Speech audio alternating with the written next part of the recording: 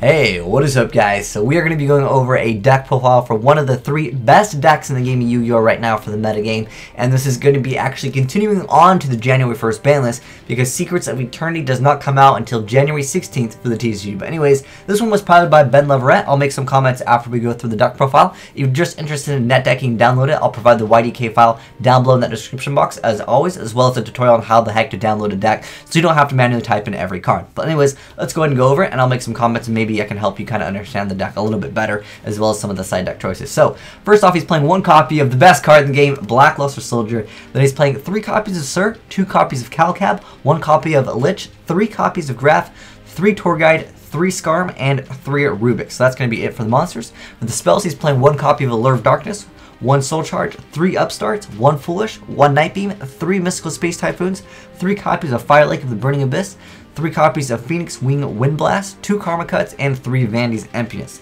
For the extra deck, he's playing 2 copies of Virgil, 2 copies of Downer Magician, 1 Acid Golem, 1 number 47 Nightmare Shark, 1 number 17, 1 Giga Brilliant, 1 Alucard, 1 Tri-Edge Levia, 1 Mech-Equip Anganir, 1 Wind Up Zenmains, and 3 copies of Dante.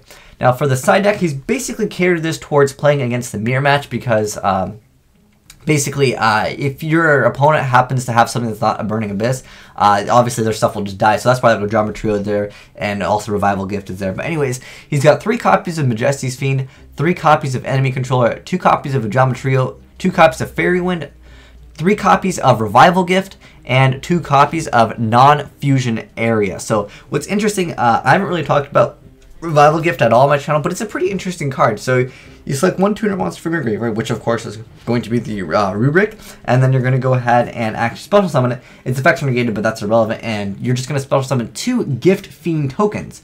I mean, negating its effect can actually do some things if you already happen to have things on board that happen to be not Burning Abyss monster, because obviously if it's, you control monsters, not Burning Abyss. What's actually important too is if you set a monster and it happens not to be a Burning Abyss, the Burning Abyss will still die, so keep that in mind as well. But for the most part, you're able to get a monster and then your opponent can't make anything. Usually you want to do this against mirror match because you want to make it so they control something that's not a Burning Abyss.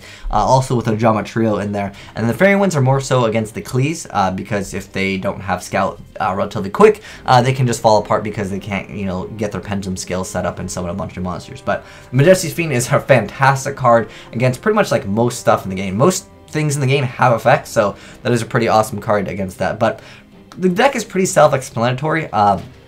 There are a lot of, I guess, complex moves in the deck where you have to know which ones you want to detach at the right time, because if you're not playing on DevPro, sometimes you can forget, which ones you've already activated and all that other good stuff. But the deck is pretty straightforward.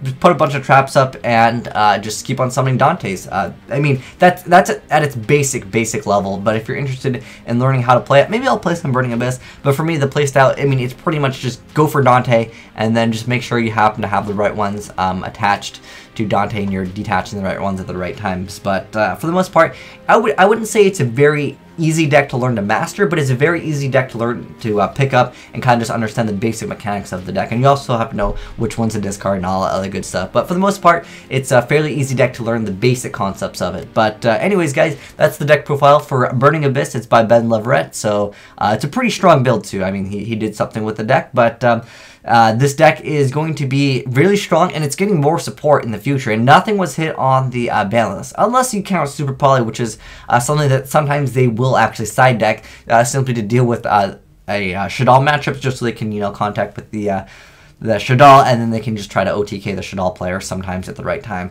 Interesting to see that they're not playing Dark Arm, though. That's just one thing. I thought Dark Arm was pretty good at Burning Abyss, but that was just my take on it. But anyways, guys, that's been the deck profile. But if you guys want to download it, link down below in the description box, as well as the tutorial on how to actually download the decks and then install them into your own DevPro game. But anyways, thanks for watching, guys. Have a great day. Azneyes out.